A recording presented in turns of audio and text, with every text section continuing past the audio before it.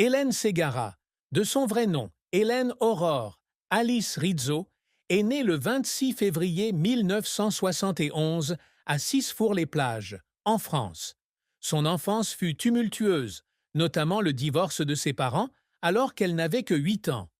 L'effondrement de sa famille a laissé une marque profonde dans l'âme de la petite Hélène, lui faisant ressentir un manque d'affection familiale et l'obligeant à mûrir plus tôt que ses pères. À l'âge de 14 ans, Hélène décide de quitter l'école et la famille pour poursuivre sa passion pour le chant. Elle a commencé à se produire dans des piano-bars de la Côte d'Azur, essayant de gagner sa vie et de construire une carrière musicale. Cependant, vivre de manière indépendante à un si jeune âge n'était pas facile, et elle a dû faire face à de nombreuses difficultés, à la solitude et à la pression. L'une des plus grandes tristesses de la vie d'Hélène fut le décès de son grand-père alors qu'elle avait 16 ans. C'était quelqu'un qu'elle aimait et respectait beaucoup, et sa perte a laissé un énorme vide dans son cœur. C'est aussi à cette époque qu'elle prend conscience de la fragilité de la vie et de l'importance de la famille.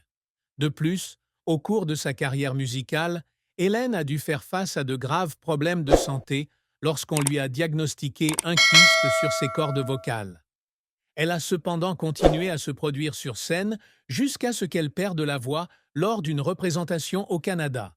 Cet incident a non seulement menacé sa carrière, mais a également été pour elle un grand choc mental. Hélène Ségara a commencé sa carrière musicale très tôt, mais ce n'est qu'en 1996 qu'elle s'est véritablement fait remarquer avec la chanson Je vous aime à Dieu de son premier album Cœur de verre. Cette chanson devient rapidement un succès et rapproche son nom du public. En 1997, elle collabore avec Andrea Bocelli sur le duo Vivo per lei, tournant important dans sa carrière, l'aidant à affirmer sa position sur la scène musicale française. Cependant, le sommet de la carrière d'Hélène a lieu en 1999 lorsqu'elle décroche le rôle d'Esmeralda dans la comédie musicale Notre-Dame de Paris. Bien qu'elle ait auditionné pour le rôle en 1997, ce n'est qu'en 1999, après le retrait de la chanteuse Noah, qu'elle a eu l'opportunité d'assumer le rôle. Le rôle d'Esmeralda lui a non seulement apporté la renommée, mais a également prouvé son talent et sa persévérance dans l'art. Cependant, la carrière d'Hélène n'a pas toujours été simple. Des problèmes de cordes vocales l'ont obligée à interrompre son chant pour subir une intervention chirurgicale et un traitement. Durant cette période, elle a dû faire face à la peur de perdre sa voix, l'outil le plus important d'un chanteur. De longues nuits d'angoisse, des larmes versées à l'idée de ne plus pouvoir continuer à monter sur scène font désormais partie de son parcours. Après sa convalescence, Hélène fait un retour en force avec son deuxième album Au nom d'une femme en 2000, qui atteint la première place des charts français. Les 5 singles de cet album ont tous été bien accueillis par le public, confirmant son retour impressionnant. Malgré ses nombreux succès, Hélène a également connu des échecs et des défis.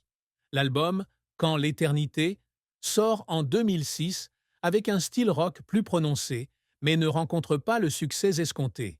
Cependant, elle ne s'est pas découragée et a continué à créer, montrant de la diversité dans sa musique. Ses efforts inlassables et les difficultés auxquelles elle a été confrontée dans sa santé et sa carrière ont amené Hélène aux larmes à plusieurs reprises. Mais ce sont ces larmes qui ont forgé un artiste résilient, toujours brûlant de passion et n'abandonnant jamais. Hélène Ségara, forte de sa brillante carrière musicale et de sa renommée internationale, a toujours gardé pour elle un espace privé, loin des projecteurs. Bien qu'elle soit une personnalité publique, elle veille toujours à protéger sa vie privée, en évitant que des aspects privés ne soient exposés au public. L'un des secrets qu'Hélène a longtemps gardé était lié à ses problèmes de santé. Vers 2013, elle a commencé à avoir de graves problèmes de vision. Après plusieurs visites, les médecins lui ont diagnostiqué une maladie rare qui affecte ses yeux et pourrait entraîner une perte de vision.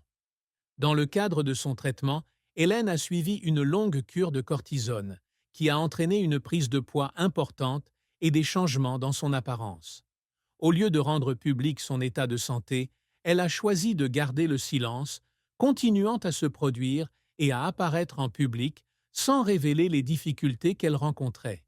Le changement d'apparence d'Hélène n'a pas échappé à l'attention des médias et du public. De nombreuses rumeurs et ragots apparurent, mais elle resta silencieuse, sans expliquer ni réfuter. Ce n'est qu'en 2016, lors d'une entrevue, qu'Hélène a parlé pour la première fois de son combat contre la maladie, de la douleur et des difficultés